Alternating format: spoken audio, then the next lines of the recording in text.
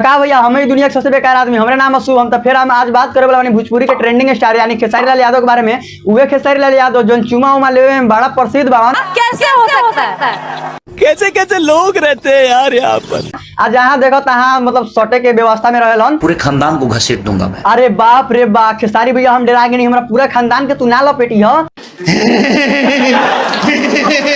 तो चलो अब तोर तक बड़ाइयो कर देता नहीं, तक रुक जा, बस हवा निकल गई। तो आज से 2 हफ्ता पहले वो खेसारी भैया गाना आई रहे, जो ना गाना के नाम बा के हाय रे गरमिया। तो सबसे पहले वो गाना सुन लो।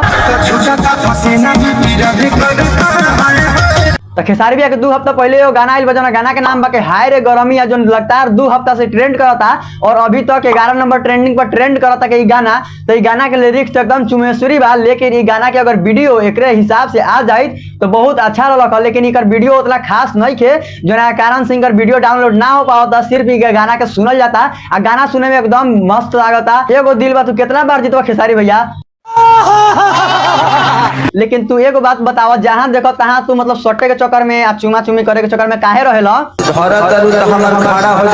आए खड़ा हो जाता।